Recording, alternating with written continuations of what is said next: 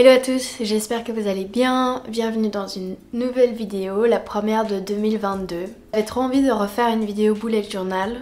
J'ai planifié mon année 2022 et je me suis dit quitte à la partager avec vous, peut-être que ça vous donnera quelques idées de comment planifier votre année. Moi ça fait des années que j'utilise le bullet journal et j'adore ça. Ça m'aide vraiment dans ma vie de tous les jours à juste avoir un peu une idée visuelle à quoi mes journées ressemblent, qu'est-ce que j'ai à faire. Cette année j'ai fait quelques modifications dans mon bullet journal, j'ai changé 2-3 choses, je l'ai aussi un petit peu simplifié. Donc voilà, si vous n'êtes pas des pros du dessin et de faire tout joli et tout ça, que vous avez juste envie d'un bullet journal assez minimal, simple, droit au but, je pense que celui-ci va vous plaire. Donc pour la première page du bullet journal, j'ai fait un aperçu de l'année 2022 et en fait ça va être toutes mes intentions et mes buts et mes résolutions, enfin promesses, peu importe ce que vous avez envie de les appeler pour l'année. Et en fait pour me rendre la tâche un peu plus simple, j'ai décidé de séparer en fait les mois et de me donner 3 buts par mois à réaliser et comme ça va pas faire tout d'un coup, ça va vraiment être voilà, une chose après l'autre, ou qu'est-ce que j'ai envie de me concentrer sur certains mois, et je vais essayer de m'organiser pour que un but par mois soit personnel, un but par mois soit professionnel, et puis le troisième ça peut être quelque chose d'un peu plus ouvert, ça peut être quelque chose d'un peu plus vague on va dire. Du coup, dans la page de droite j'ai ma page du coup comment j'ai séparé en fait mes intentions pour l'année 2022. Des fois j'ai l'impression que je mélangeais un peu tout. Du coup cette fois j'ai fait 4 catégories qui par rapport à mon mode de vie actuel, les choses qui m'intéressent sont les choses qui sont importantes pour moi cette année. Donc j'ai une section pour toutes mes intentions qui sont personnelles, professionnelles, spirituelles, donc ça c'est plus un peu tout ce qui est lié à des pratiques. Et ensuite finalement tout ce qui est finance.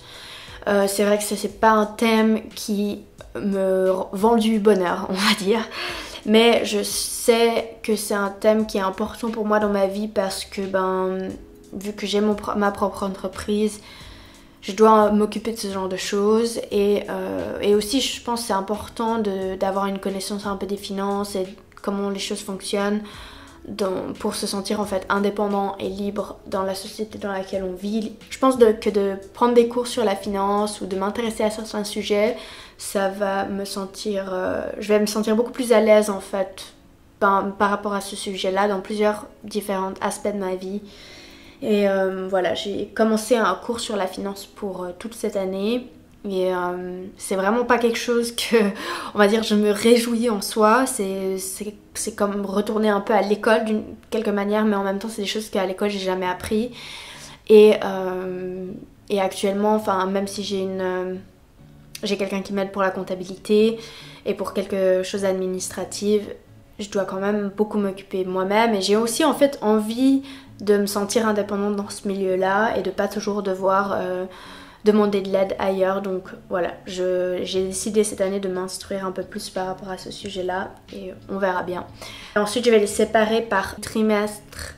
Il y a peut-être des intentions que j'ai qui sont pas quelque chose qui va pouvoir s'achever en un mois. Du coup de me donner en fait une période de 3 mois, une saison. Pour tout ce qui est un peu plus long terme on va dire, je vais pouvoir les séparer et ensuite les mettre par un mois pour que ça soit un peu plus visuellement compréhensible et pas que je me sente complètement perdue. C'est aussi quelque chose où durant l'année je vais pouvoir revenir et puis rajouter d'autres choses, donc voilà. Ensuite la page suivante c'est une page pour toutes mes idées. J'avais déjà ça dans mon bullet journal l'année passée et j'aime vraiment avoir une page au début de mon bullet journal où j'ai de la place pour écrire des notes, des idées. Pour le podcast que je vais refaire cette année aussi, là j'ai laissé encore un espace plus brain dump, donc qui est vraiment genre juste pour des notes, etc. Si j'ai plus d'idées vidéo podcast que j'ai pas la place de mettre ici, je pourrais les mettre là. Et ensuite j'ai une section pour les livres. Je pense que je vais faire une liste d'une dizaine de livres que j'ai absolument envie de lire cette année. Et ensuite, bien sûr, il y en aura d'autres qui vont arriver à court de route, mais juste des fois ça m'aide de me dire ah voilà tiens celui-là je l'avais mis sur ma liste, c'est vraiment un livre que que je pense il pourrait être important dans cette période de ma vie où ça m'intéresse. Et du coup voilà, ça c'est quelque chose qui m'aide des fois si j'ai pas d'idée de quoi lire. Ensuite la prochaine double page, c'est quelque chose que j'avais jamais fait avant. J'ai fait une réflexion de l'année. En fait ça va être vraiment comment dire, un aperçu de l'année 2022 mois par mois. Donc ça c'est quelque chose que je vais remplir mois après mois, et ça va être vraiment pour à la fin de l'année pouvoir voir un peu voilà quelle est l'évolution, quelles sont les choses qui sont stagnées, les choses qui sont améliorées, les choses qui vont pas trop bien. Du coup pour chaque mois j'ai décidé d'avoir un plus, un moins et une petite vague. Donc le plus c'est pour toutes les réussites du mois, il peut y en avoir qu'une, il peut y en avoir plusieurs, ça peut être quelque chose de très grand, ça peut être quelque chose de très petit, c'est pas important.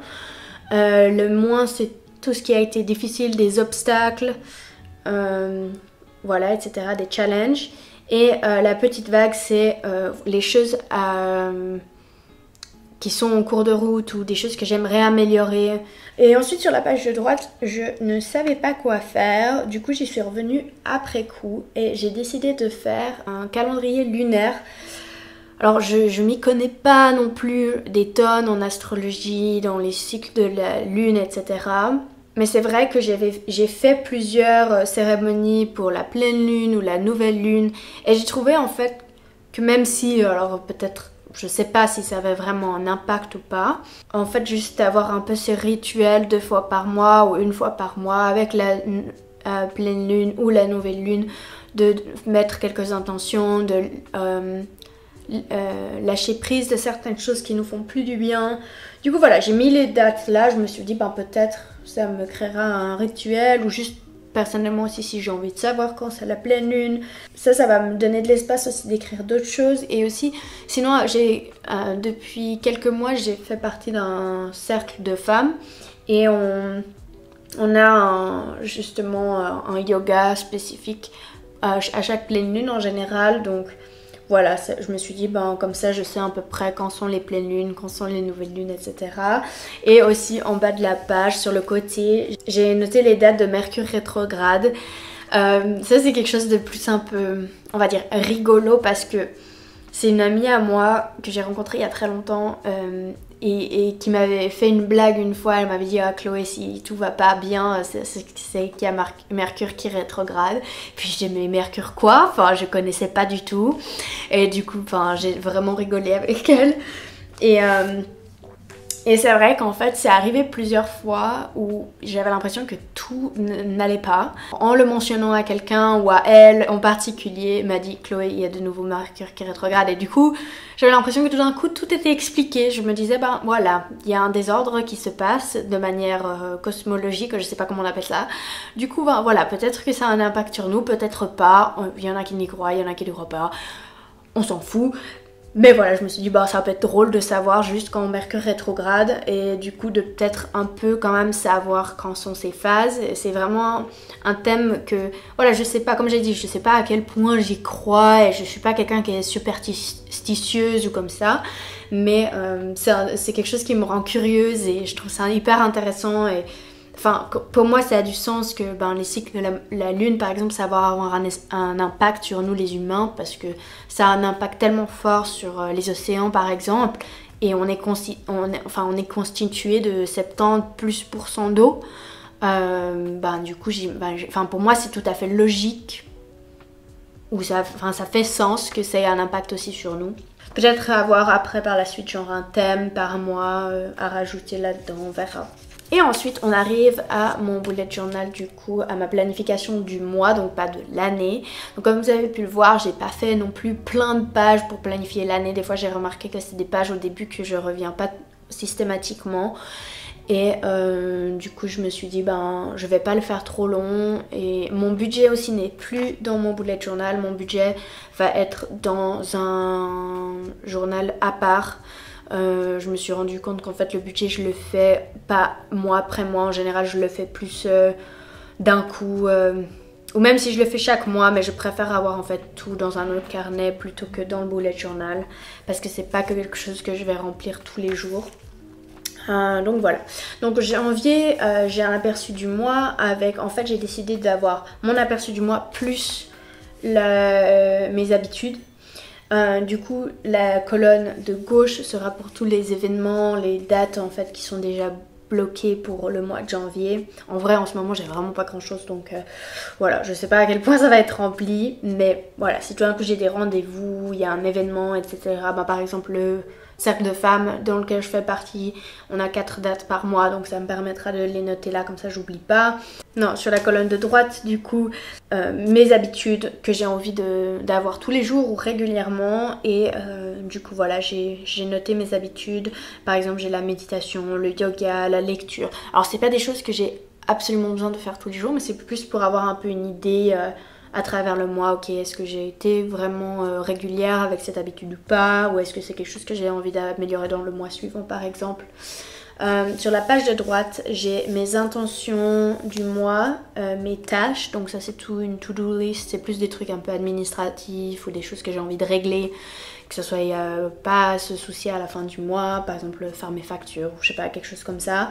Et tout en bas, j'ai la section pour le travail, donc ça je vais noter les collaborations que j'ai, par exemple pour ma chaîne anglophone ou un post Instagram, enfin en fonction des collaborations que j'ai pendant le mois, comme ça je sais qu'est-ce que j'ai à faire ce mois-ci.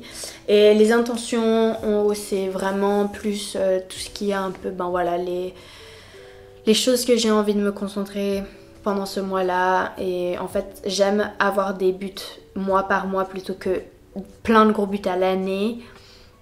Pour en fait réévaluer ma situation en fait mois après mois, parce que je trouve qu'on évolue tellement même d'un mois à l'autre. Enfin, je trouve que c'est difficile au début de l'année comme maintenant.